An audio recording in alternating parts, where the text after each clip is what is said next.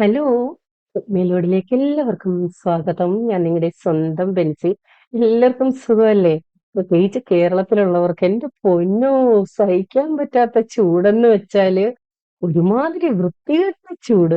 അപ്പൊ നിങ്ങൾ ചിന്തിക്കും അന്നേരം വിദേശത്തുള്ളവർ എന്ത് കഷ്ടപ്പെട്ട എന്തുപോലെ ചൂടല്ലേന്ന്. എനിക്ക് തോന്നുന്നില്ല ഇതുപോലെ ഒരുമാതിരി പുഴുക്കലുള്ള ഒരു ചൂട്. അതായത് നമ്മുടെ ശരീരത്തിൽ നിന്ന് വെള്ളം തുള്ളി തുള്ളിയായിട്ട് ഒഴുകുന്ന ഒരു അവസ്ഥയാണ്. ഭയങ്കര ഹ്യൂമിഡിറ്റിയാണ്. അയ്യോ! ഒന്നും പറയണ്ട. അതുകൊണ്ട് എന്താണ്, എനിക്കിപ്പോ ഈ അച്ചാറിടാനൊക്കെ അങ്ങ് ഭയങ്കര മടിയാണെന്നേ ഈ ചൂടും പിടിച്ച്. എന്നാൽ ഇടാതിരിക്കാൻ പറ്റുമോ? അതുമില്ല. അതാണ് അവസ്ഥ. അപ്പൊ ആദ്യം തന്നെ കുറച്ച് അപ്ഡേറ്റ്സ് അങ്ങ് കാണിക്കാമേ. കാരണം പിന്നെ ഇടയ്ക്കായാൽ അത് നിങ്ങൾക്ക് വിട്ടുപോകാൻ ചാൻസ് ഉണ്ട്. ഇത് വടുകപ്പുളി അച്ചാറാണ്. കടുകപ്പുളി, കരുനാരങ്ങ എന്നൊക്കെ പറയും. കുറേ പേര് എൻ്റെ അടുത്ത് സ്റ്റോക്ക് ഉണ്ടോന്ന് ചോദിച്ചായിരുന്നു. ഇടയ്ക്ക് 1, 2 പ്രാവശ്യം ഞാൻ ചെയ്തിരുന്നു. പിന്നീട് എനിക്ക് കിട്ടിയില്ല. ഇപ്പോഴാണേ കിട്ടിയത്. നമ്മുടെ നാട്ടിലൊക്കെ നാരങ്ങയ്ക്ക് എന്താണ് വില? ഇവിടെ 280, 300 ഒക്കെ ആയിട്ടുണ്ട്. നല്ല നാരങ്ങ. ഞാൻ നല്ല നാരങ്ങയിലാണല്ലോ എപ്പോഴും അച്ചാർ ഇടാറുള്ളത്. അപ്പൊ അത്യാവശ്യക്കാർക്ക് വേണ്ടി കുറച്ച് സ്റ്റോക്ക് ഉണ്ട്. എനിക്ക് ഏറ്റവും കൂടുതൽ പോകുന്നത് ലെമൺ ഡേറ്റ്സ്, ലെമൺ ഗാർലിക് ഒക്കെയാണ്. അപ്പൊ ഇടാതിരിക്കാനും പറ്റില്ലല്ലോ. അപ്പൊ വടുകപ്പുളി അച്ചാറും സ്റ്റോക്ക് ഉണ്ട്, സാധാ നാരങ്ങയും സ്റ്റോക്ക് ഉണ്ട്. ഞാൻ ബിസിനസ് തുടങ്ങിയ കാലം തൊട്ട് എൻ്റെ അടുത്ത് എല്ലാവരും ചോദിക്കുന്നതാണ്, ചെമ്മീൻ അച്ചാറുണ്ടോ? ചെമ്മീൻ അച്ചാറുണ്ടോ? ഞാൻ ഇതിനകത്ത് അധികം കൈവച്ചിട്ടില്ല. കാരണം മറ്റൊന്നുമല്ല, ഇത് സൂക്ഷിച്ച് ചെയ്യേണ്ട ഒരു സംഭവമാണ്. അപ്പൊ അവരതിന്റെ തൊലി കളഞ്ഞിട്ടാണ് തന്നത്. അങ്ങനെയാണ് ഞാൻ മേടിച്ചത്. വലിയ ചെമ്മീനാണ് കേട്ടോ. എന്നിട്ട് ഞാൻ ഇതിന്റെ നടുക്കുള്ള ആ നൂല് കളയാൻ വേണ്ടി ആദ്യം ചെറുതായിട്ടൊന്ന് കട്ട് ചെയ്തിട്ട് വലിച്ചെടുത്തു. അപ്പൊ ആ നൂലിങ്ങി വന്നു. പിന്നെ എനിക്കൊരു സംശയം, ഇനി അറ്റത്തെങ്ങാനും ഇരിപ്പുണ്ടോ ഇല്ലയോ. അതുകൊണ്ട് ഞാൻ എന്ത് ചെയ്തു, നമ്മുടെ ചാളയും മത്തിയൊക്കെ കിട്ടുമ്പോ സൈഡ് കട്ട് ചെയ്യുമല്ലോ, അതുപോലെ മണ്ടേന്ന് അങ്ങ് ഇച്ചിരി പൊളന്നിട്ട് അതിന്റെ നൂലെടുത്ത് കളഞ്ഞു. ഇത് കാണുന്ന എക്സ്പീരിയൻസ് ഉള്ളവർ പറയണം, ഇത് തെറ്റാണോ ശരിയാണോ, ഇത്രയും കീറേണ്ട ആവശ്യമുണ്ടോ ഇല്ലയോ എന്നൊക്കെ. ഒട്ടും അതിനകത്ത് ഇരിക്കാൻ പാടില്ല എന്നുള്ള ചിന്തയോടെയാണ് ഞാൻ ഇത്രയും അങ്ങ് കീറി ക്ലീൻ ചെയ്തത് കേട്ടോ. അങ്ങനെ അച്ചാറിട്ടൊന്ന് ഒന്ന് ടെസ്റ്റ് ചെയ്ത് നോക്കിയതാണ്. സംഭവം കിടിലനാണ് കേട്ടോ. ഈ ചെമ്മീൻ വലുതായതുകൊണ്ട് നമുക്കറിയാവുന്നത് ചെമ്മീൻ വറക്കുമ്പോൾ അങ്ങ് ചുരുങ്ങി പോകും. അതുകൊണ്ട് ഞാൻ കട്ട് ചെയ്യാതാണ് വറുത്തെടുത്തത്. വറുത്തെടുത്തിട്ട് നല്ല വലിപ്പം ഉണ്ടായിരുന്നു. അതുകൊണ്ട് വറുത്ത് കഴിഞ്ഞിട്ട് ഞാൻ രണ്ടായിട്ടേ മുറിച്ചുള്ളൂ. പക്ഷെ രണ്ടായിട്ട് മുറിച്ചു കഴിഞ്ഞിട്ടും അത്യാവശ്യം നല്ല വലിപ്പമുണ്ട്. നമ്മുടെ കേരച്ചൂരയൊക്കെ എങ്ങനെയാ അതുപോലെ പീസ് വലിപ്പമുണ്ട് കേട്ടോ. എനിക്ക് തോന്നുന്നു ഒരു മൂന്നായിട്ടൊക്കെ മുറിക്കാമായിരുന്നു. അങ്ങനെ ഒന്ന് ടെസ്റ്റ് ചെയ്തതാണ്. ഇത് വളരെ കുറച്ചേ ഉള്ളൂ. ഞാൻ ഇതുവരെ സ്റ്റാറ്റസും ഇട്ടിട്ടില്ല. വേണ്ടവര് എനിക്കൊന്ന് വാട്സപ്പിൽ ഞാൻ ഈ കൊടുത്തിരിക്കുന്ന നമ്പറിൽ എനിക്കൊന്ന് മെസ്സേജ് ഇട്ടാൽ മതി. ഞാൻ ഡീറ്റെയിൽസ് തരാമേ. അപ്പോ ചെമ്മീൻ അച്ചാറ് സക്സസ് ആണ്. പക്ഷെ ഇത് റെഗുലർ ആയിട്ട് ചെയ്യുമോ എന്ന് ചോദിച്ചാൽ സംശയമാണ്. കാരണം അത്യാവശ്യം നല്ല റേറ്റ് ഉണ്ട് ചെമ്മീന്. ഇനി ചെറിയ ചെമ്മീന് വിലക്കുറവായിരിക്കാം, എനിക്കറിയത്തില്ല. ഞാനിട്ടതും നല്ല വലിപ്പമുള്ളതാണല്ലോ, അപ്പൊ അത്യാവശ്യം വിലയുള്ളതാണ്. അപ്പൊ ഞാനിതൊന്ന് ടേസ്റ്റ് ചെയ്ത് കാണിക്കാമെന്ന് വിചാരിച്ചു. അത് എനിക്കൊന്ന് അറിയണമല്ലോ എങ്ങനെ ഉണ്ടത്. ഞാൻ സാധാ അച്ചാറുകളൊന്നും അങ്ങനെ ഇവരെയും ടേസ്റ്റ് ചെയ്ത് കാണിച്ചിട്ടില്ല. പീസിന്റെ വലിപ്പം കണ്ടോ, നല്ല വലിപ്പമല്ലേ. ചുരുങ്ങുമെന്നൊക്കെ കേട്ടിട്ട് എനിക്ക് തോന്നുന്നു ഒരു 3, 4ആയിട്ട് വേണേലും മുറിക്കായിരുന്നു. ഞാൻ ഇതൊരു അച്ചാറുകളൊന്നും നിങ്ങളെ അങ്ങനെ ടേസ്റ്റ് ചെയ്ത് കാണിച്ചിട്ടില്ലല്ലോ. ഒന്നുകൂടെ കാണിക്കാം.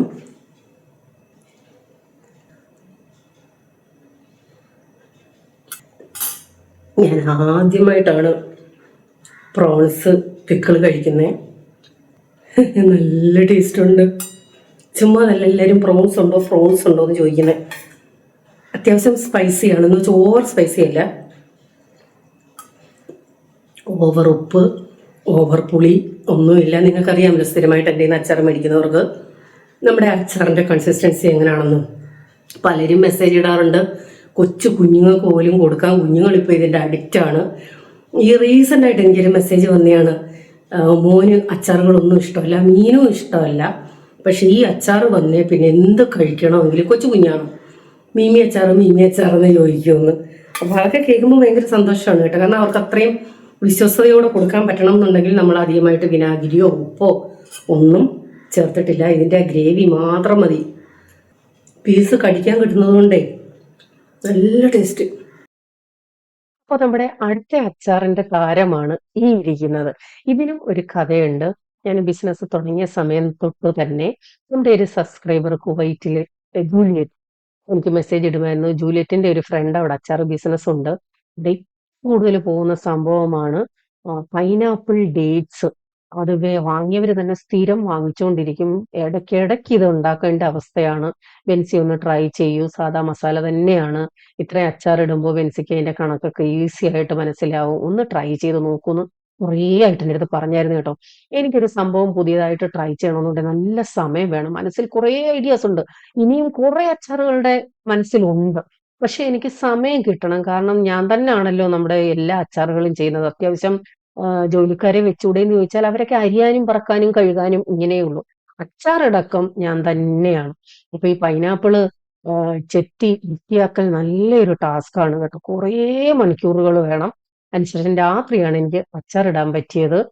അങ്ങനെ പൈനാപ്പിളും ഡേറ്റ്സും കൂടെ മിക്സ് ചെയ്തിട്ടുള്ള അച്ചാറ്. എനിക്കറിയായിരുന്നു ഇത് എങ്ങനെയായിരിക്കും ഇതിന്റെ റിസൾട്ട് എന്ന്. നമുക്ക് എക്സ്പീരിയൻസ് ഉണ്ടല്ലോ, അച്ചാറിട്ട് എക്സ്പീരിയൻസ് ഉണ്ടല്ലോ. അപ്പൊ ഒരു ഐഡിയ കിട്ടും. അതുകൊണ്ട് തന്നെ ഞാൻ ബൾക്കായിട്ട് തന്നെയാണ് ചെയ്തത്. അത് ഞാൻ കഴിഞ്ഞ ദിവസം സ്റ്റാറ്റസ് ഇട്ടിരുന്നു. അത് കാണാത്തവർക്ക് വേണ്ടിയാണ് ഇപ്പം ഞാൻ ഈ വീഡിയോയിൽ ഉൾക്കൊള്ളിച്ചത്. സ്റ്റാറ്റസ് ഇട്ടപ്പോൾ തന്നെ ധാരാളം ഓർഡറുകൾ വന്നു. ബിരിയാണി ചോറിന് നല്ലതാണ്, ഫ്രൈഡ് റൈസിനും നല്ലതാണ്, വെറുതെ കഴിക്കാനും നല്ലതാണെന്ന് ചിലര് പറഞ്ഞു കേട്ടോ. ഓർഡറുകളെല്ലാം ഇനി തിങ്കളാഴ്ച തൊട്ട് അയച്ചു തുടങ്ങണം ഓർഡറുകൾ. നല്ലൊരു അച്ചാറാണ്. ഇതുവരെ കഴിച്ചിട്ടില്ലാത്തവര് ഇതൊന്ന് ട്രൈ ചെയ്ത് നോക്കണം. പൈനാപ്പിളും ഡേറ്റ്സും. ആ പൈനാപ്പിൾ ഇടയ്ക്ക് കടിക്കാൻ കിട്ടുന്നത് ഒരു ഭയങ്കര, തുറക്കുമ്പോഴേ ആ പൈനാപ്പിളിന്റെ ഒരു മണവും. വേറെ ഒന്നും നമ്മൾ ഇത് ചേർത്തിട്ടില്ലല്ലോ, എസൻസോ അങ്ങനെയുള്ള കാര്യങ്ങളൊന്നും ഇല്ലല്ലോ. മസാലയായാലും അച്ചാറിന്റെ മസാലയാണ്. എനിക്ക് പലരും ചോദിക്കാറുണ്ട് അച്ചാർ മസാല ഏതാ യൂസ് ചെയ്യുന്നതെന്ന്. ഞാൻ അച്ചാർ മസാല എന്ന് പറഞ്ഞൊരു മസാല എന്റെ ഒറ്റ അച്ചാറിനും യൂസ് ചെയ്യാറില്ല. നമ്മുടെ കൈകൊണ്ടെടുക്കുന്ന, അതായത് സാധാ മുളക് പൊടി, ആ, കായം, ഉലുവ, ഇങ്ങനെയൊക്കെയുള്ളത് നമ്മുടെ സാധാ പൊടികൾ മാത്രമാണ് ഞാൻ യൂസ് ചെയ്യുന്നത് കേട്ടോ. പിക്കിൾ മസാല എന്ന് പറഞ്ഞാൽ ഞാനൊന്നും യൂസ് ചെയ്യുന്നില്ല. കഴിഞ്ഞ വ്ളോഗിൽ ഞാനിത് കാണിച്ചിട്ടുണ്ടായിരുന്നു. അതിന് തീരുമാനമായി. മണിത്തക്കാളിയാണിത്. എല്ലാരും പറഞ്ഞു ജെമിനിയോട് ചോദിക്കൂ, ചാറ്റ് ജിപിറ്റിയോട് ചോദിക്കൂ എന്നൊക്കെ. അതിനകത്തൊക്കെ ചോദിച്ചപ്പോ മുളകാണെന്ന് പറഞ്ഞു, ക്യാപ്സിക്കം ആണെന്ന് പറഞ്ഞു. പക്ഷെ ഇതൊന്നുമല്ല, മണിത്തക്കാളിയാണ്. നമ്മുടെ മുറ്റത്ത് നിൽക്കുന്ന ഒരു തെങ്ങാണിത് കേട്ടോ. കുഞ്ഞു തെങ്ങാണ്. അതിനകത്ത് തേങ്ങ വന്നിട്ടുണ്ട്. അതിന്റെ അപ്പുറത്ത് ഒരു പൂങ്കുല വരുന്നുണ്ട്. ദാ ഇത്രയും വലിപ്പമേ ഉള്ളൂ തെങ്ങിന്. അത് നശിച്ചു പോയെന്ന് ഞാൻ ചിന്തിച്ചതായിരുന്നു. എന്റെ പഴയ വ്ളോഗ് കണ്ടവർക്കറിയാം. പക്ഷെ അത് ജീവൻ വെച്ച് ഇത്ര ആയതാണ്. മണിത്തക്കാളിയുടെ തൈ പോലുണ്ട് കേട്ടോ. അപ്പം നമ്മുടെ വീട്ടിന്റെ പണിയും നടക്കുന്നുണ്ട്. ഇതിനിടയ്ക്ക് നമ്മുടെ പാക്കിങ്ങും നടക്കണം. ഓർഡറുകൾ വരുന്നത്, സാധനം കറക്റ്റ് അവർക്ക് കിട്ടിയേ പറ്റത്തുള്ളൂ. മിക്കവാറും രാത്രിയിലാണ് ഞങ്ങളുടെ പാക്കിംഗ് നടക്കുന്നത് കേട്ടോ. ഞാനും പോകും ഹെൽപ്പ് ചെയ്യാനായിട്ട്. എല്ലാം ഇങ്ങനെ ഓരോ സെക്ഷൻ അനുസരിച്ച് എടുത്ത് വെച്ചേക്കുവാണ്. സോപ്പും പപ്പായ ഓയിലും ഒക്കെ ധാരാളം പോകുന്നുണ്ടേ. അപ്പം വാങ്ങുന്നവര് അതിനനുസരിച്ചുള്ള ഫീഡ്ബാക്കും തരുന്നുണ്ട്. ഒത്തിരി സന്തോഷം. കഴിഞ്ഞ വ്ളോഗിൽ ഞാൻ കാണിച്ചായിരുന്നല്ലോ അപ്പത്തിന് അരച്ച് വെച്ചത്. ഈസ്റ്റ് ഇത്തിരി കൂടിപ്പോയി. തേങ്ങാപ്പാലും ഇത്രയൊന്നും വേണ്ടായിരുന്നു കേട്ടോ. അപ്പൊ ഉണ്ടാക്കിയപ്പോ അന്യായ ടേസ്റ്റും ഭയങ്കര സോഫ്റ്റും. ഇത്തിരി കൂടി തേങ്ങാപ്പാല് കുറച്ച് മതിയായിരുന്നു. ഇതെന്താണ്, നമുക്ക് ഫ്രിഡ്ജിൽ ഓൾറെഡി ഇരിപ്പുണ്ടല്ലോ, അതുകൊണ്ട് കണക്കറിയാതെ എടുത്തങ്ങ് ഒഴിക്കും. അതാണ് പ്രശ്നം. ആ, സാധാരണ അപ്പത്തിന്റെ മാവ് ഒരു ദിവസത്തേക്ക് മാത്രമേ പലരും ചെയ്യാറുള്ളൂ. ഫ്രിഡ്ജിൽ വെച്ച് യൂസ് ചെയ്യുന്നവരുണ്ടോ? ഉണ്ടെങ്കിലൊന്ന് പറയണേ. പക്ഷെ ഞാൻ ഇത് ഒരു 3-4 ദിവസം ഫ്രിഡ്ജിൽ വെച്ചിട്ടാണ് അപ്പം ഉണ്ടാക്കി തീർത്തത്. ഇത്തിരി കൂടുതൽ ചെയ്തതായിരുന്നു. പക്ഷെ ഓവർ പുളിച്ചു പോകുകയൊന്നുമില്ല കേട്ടോ. ഇരുന്ന് ഫെർമെന്റ് ആവുന്നുണ്ട്. നമ്മൾ ഈസ്റ്റ് ഇട്ടത് കൊണ്ട് തന്നെ വീണ്ടും വീണ്ടും ഇരുന്നത് ഫെർമെന്റ് ആയി വരുന്നുണ്ട്. അതായത് ഒരു ദിവസം കഴിഞ്ഞപ്പോൾ അങ്ങ് കട്ടിയായെന്നോ സോഫ്റ്റ് ഇല്ലാതായെന്നോ അങ്ങനെ ഒന്നുമില്ല. ഇരിക്കും തോറും അത് ഫെർമെന്റ് ആവുന്നുണ്ടായിരുന്നു. ഉം. നല്ല രീതിയിൽ അവസാന ദിവസം വരെ നല്ല സോഫ്റ്റ് അപ്പമായിരുന്നു കിട്ടിയത്.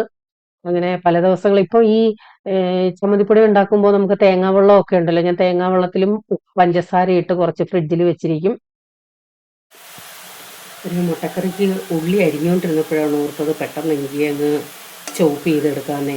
അങ്ങനെ ചോപ്പ് ചെയ്തെടുക്കാൻ ഇഞ്ചിയും വെളുത്തുള്ളിയും സവാളയും കൂടെ എണ്ണ ഒഴിച്ചു, കടുക് പൊട്ടിച്ചു. അപ്പോൾ ആ ചോപ്പ് ചെയ്തെല്ലാം കറിവേപ്പില ഒന്ന് വഴറ്റിയെടുക്കാമേ.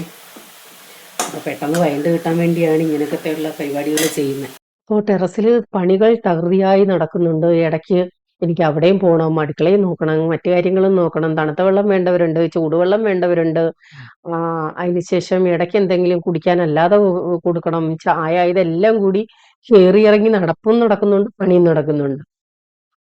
റോസ്റ്റ് ഉണ്ടല്ലോ, റോസ്റ്റും അല്ല കറിയല്ല, ആ ഒരു പരുവത്തിൽ തട്ടിക്കൂട്ട് ചെയ്യാനാണ് ഞാൻ ആദ്യം ഈ രീതിയിൽ ചെയ്തത്. സവാളയൊന്ന് എല്ലാം ഒന്ന് വഴറ്റിയ ശേഷം മുളക് പൊടി, ലേശം മഞ്ഞപ്പൊടി, മല്ലിപ്പൊടി, ഗരം മസാല ഇട്ട് മുട്ട പുഴുങ്ങി വെച്ചിട്ടുണ്ടായിരുന്നു. രാവിലെയും വൈകിട്ടത്തേക്കും കൂടി കണക്കാക്കിയാണ് ഞാൻ 4 മുട്ട ഇട്ടത് കേട്ടോ.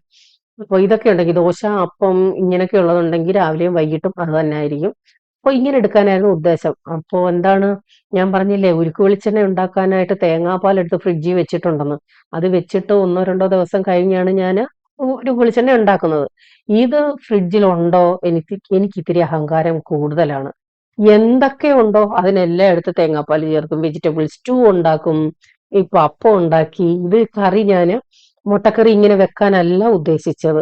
ഇങ്ങനെ തേങ്ങാപ്പാൽ ഒഴിച്ച് ചെയ്യാനായിരുന്നു എങ്കിൽ ഞാൻ മുളക് പൊടി ചേർക്കില്ലായിരുന്നു. ആദ്യം സവാള വഴറ്റുന്നതിന് മുമ്പ് കുറച്ച് സ്പൈസസ് ഇട്ട് മൂപ്പിച്ച ശേഷം ഇട്ട് ചെയ്യത്തേ ഉള്ളായിരുന്നു. കറി അങ്ങോട്ട് റെഡി ആയി വന്നപ്പോ ഒരു തോന്നല്, ഒരിത്തിരി തേങ്ങാപ്പാലൊന്ന് ഒഴിച്ചാലോ. ഇതിനെയൊക്കെയാണ് അഹങ്കാരം അഹങ്കാരം എന്ന് പറയുന്നത്. സത്യമായിട്ടും എന്തായാലും ഇനി ആ തേങ്ങാപ്പാല് ഫ്രിഡ്ജിൽ വെച്ചിരിക്കുന്നത് സേഫ് അല്ല. അതുകൊണ്ട് അന്ന് തന്നെ ഞാൻ അതിനെ ഉരുക്ക് വെളിച്ചെണ്ണയാക്കി കേട്ടോ. ഇത് വലിയ ഒരു ഉരുളിയാണ്. കാണുമ്പോൾ നിങ്ങൾക്ക് ഇച്ചിരി തോന്നുന്നുള്ളൂ, അത്യാവശ്യം കൂടുതലുണ്ട്. അതിന്റെ കക്കൻ കാണുമ്പോൾ തന്നെ നിങ്ങൾക്ക് മനസ്സിലാവുമല്ലോ.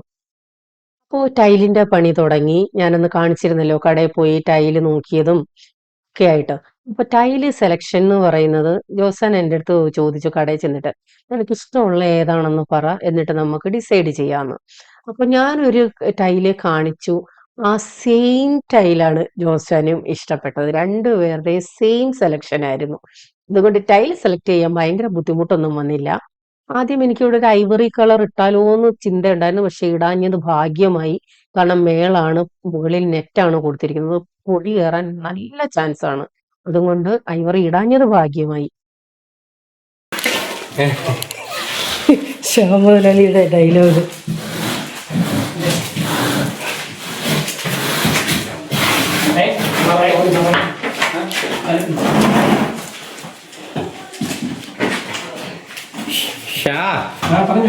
ഇത് എന്തുവാ വലിയ മുതലാളി അവരുണ്ടല്ലേ ഈ ബുക്ക് ചെയ്യാന്ന് പറഞ്ഞു, ഒരു ചാക്ക് തരാന്ന്.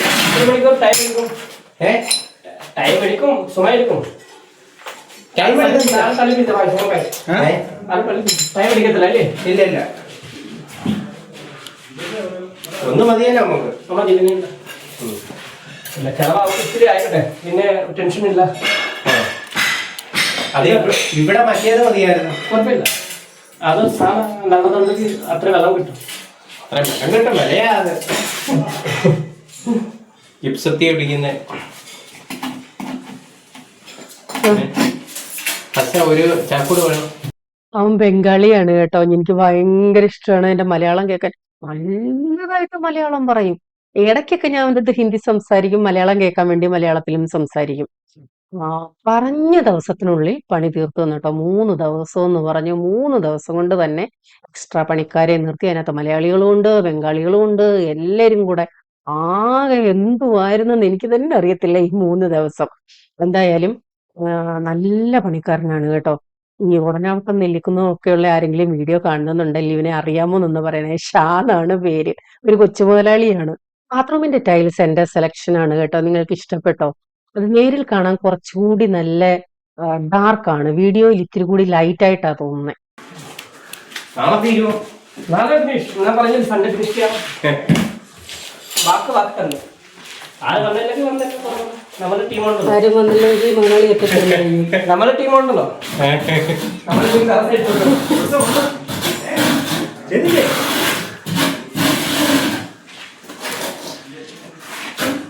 പസേ അതാണ് പക്ഷേ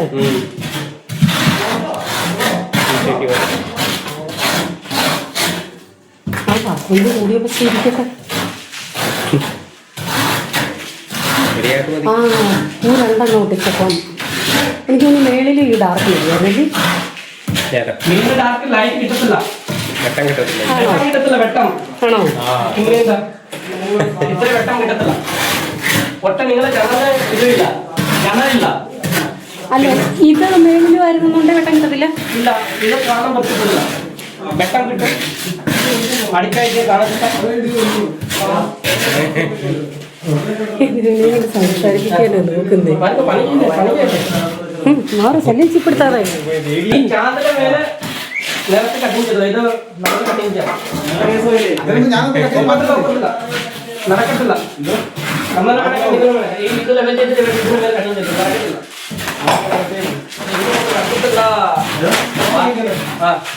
അവിടെ ഞാൻ കട്ടിങ് ചെയ്യാൻ പോവാം. അതിനൊന്നും പൊക്കത്തില്ല. എപ്പോ മെനക്കട ഇപ്പം ആ പണിയൊക്കെ വേണം.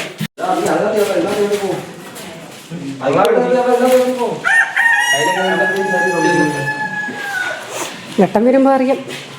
ഇനി ഇതിനെല്ലാം മാച്ചിങ് ആവുന്നുണ്ട്.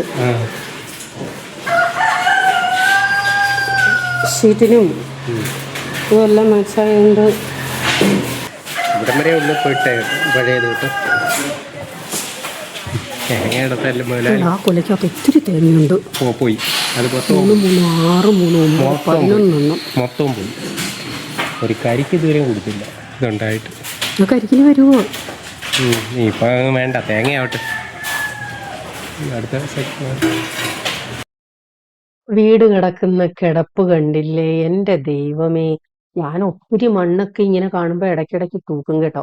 അപ്പൊ ഈ മേലുകീഴ് കയറി ഇറങ്ങുന്ന പണിക്കാര് പിള്ളേര് പറയും, ചേച്ചി ഒരു കാര്യവും ഇല്ല, എന്തിനാ ചേച്ചി ഇങ്ങനെ തൂക്കുന്നേന്ന്. നമുക്ക് കാണുമ്പോ ഒരിത്. എന്നും രാത്രി തൂത്ത് ഭയങ്കരമായിട്ടുണ്ടെങ്കിൽ തുടയ്ക്കും. ബെഡ്റൂം എന്നും തുടച്ചിട്ടായിരുന്നു കിടക്കുന്നത്. എൻ്റെ ദൈവമേ, കുറെ ദിവസം പൊടിയുടെ നടുക്കായിരുന്നു ഞങ്ങളുടെ ജീവിതം. ആ 3 ചെടികൾ ഞാൻ മാറ്റിയിട്ടില്ല. അതിന് വേറെ പോട്ട് വേണം. ഈ ഫ്രണ്ടിലിരിക്കുന്ന 2 മുൾച്ചെടി പോലുള്ളത്, അതിന്റെയും പേര് ഞാൻ മറന്നുപോയി, എനിക്കറിയായിരുന്നു. അപ്പോൾ അതും വേറെ പോട്ടിലോട്ട് ആക്കണം. തൽക്കാലം അതിനകത്തോട്ട് നട്ടു വെച്ചതായിരുന്നു. പക്ഷെ ഒരു ലുക്കില്ല. വേറെ പോട്ട് മേടിച്ചിട്ട് അതിനകത്ത് മാറ്റണമായിരുന്നു. വീഡിയോ എടുക്കാനായിട്ട് എല്ലാം പാത്രമൊക്കെ തയ്യാറാക്കി. പിന്നീടാണ് അറിഞ്ഞത് ഞാൻ ചെയ്തത് റെക്കോർഡായിട്ടില്ല. ഇത് വെച്ചിരിക്കുവായിരുന്നു. ഒഴിച്ചപ്പോഴും ഓഫായിരുന്നു. ഞാൻ വിചാരിച്ചു ഓഫ് ചെയ്തിട്ട് കാര്യം പറയാനായിരിക്കും ഇതിട്ട് ഇടുമ്പോഴെങ്കിലും ജോസഫ് ശ്രദ്ധിച്ചുകൂടായിരുന്നു. കാര്യം പറയാനെന്ന് വിചാരിച്ചു. വലിയ കാര്യത്തിൽ ക്യാമറ എടുത്ത് ഒക്കെ എടുത്ത് വെച്ചിട്ട് ഓണാക്കാത്ത സാധനം ഇതിനകത്തിട്ട് വീഡിയോ ഇല്ല. ഞാൻ കുറച്ചെടുത്തുള്ളൂ. മുരിങ്ങയ്ക്ക, കുറച്ച് ദുതി, ഉണക്കമീനാണോ? പരിപ്പ്. ഉണക്കമീനൊന്നുമില്ല. പരിപ്പ്, സാമ്പാർ പരിപ്പ്. അതൊരു സ്പെഷ്യൽ കറിയാണ്.